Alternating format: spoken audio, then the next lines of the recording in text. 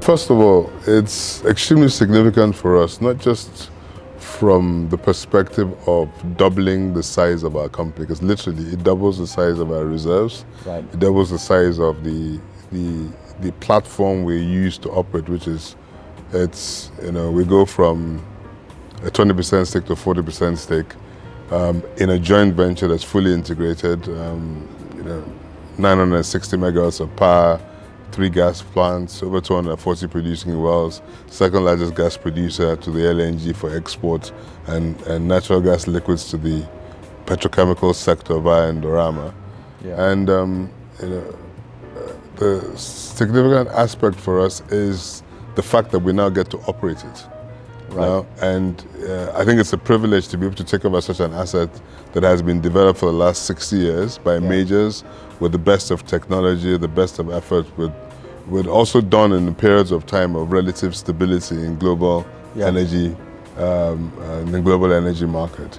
And so our job would be to optimize those assets, improve the efficiency, reduce costs, focus on security, and ensure we can extract better value in its secondary recovery stage, and then thereafter focus on expanding, converting the probable reserves into proven reserves and producing those reserves. And there's a lot. There's we control 1 billion barrels of reserves today. From a technical point of view, we don't really need to do much exploration. We have 24 fields which we produce from, and 40 discovered fields which we had yet to produce from. So we do have all our work cuts in front. So it's really about really about a march towards execution that really is the mantra for us to go forward with. I place it right at the top because one, not just do we get a company and a set of assets which are integrated, which means that we get to play a role in every part of the energy space in the country. Right. So we're a power company, we're an oil company, we're a gas company. Yeah. Okay, so at the end of the day, we're able to deal with providing energy solutions across the board, which is what we do. Yeah. And second of all, we can also increase the skill, the technological capacity of the country, increase the local tax base, get more involved in developing the host communities. And so as a local homegrown company, our mantra and the way and manner we will do things will be different to a multinational.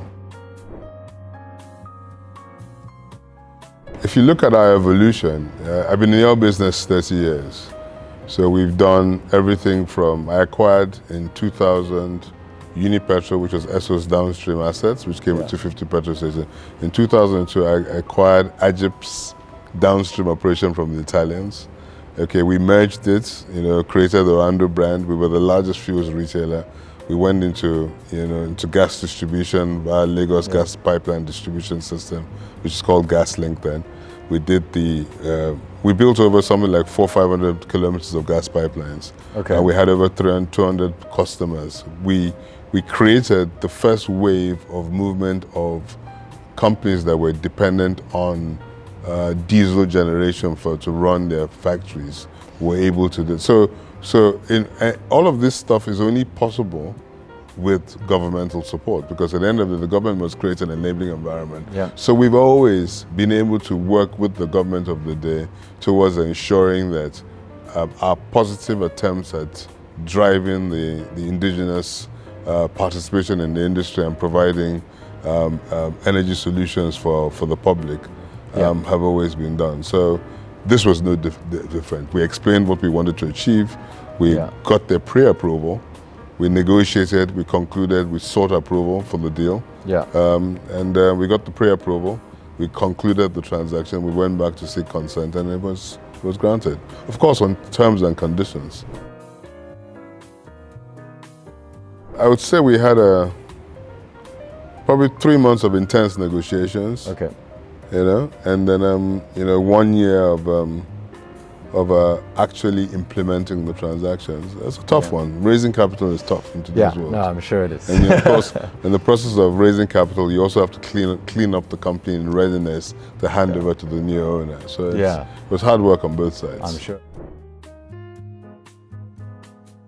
I mean, I have no doubts that having the indigenous companies first of all produce about 300,000 barrels a day right now, but having the indigenous companies focus and eventually take over the onshore, in my opinion, will take Nigeria back to 2 million barrels a day.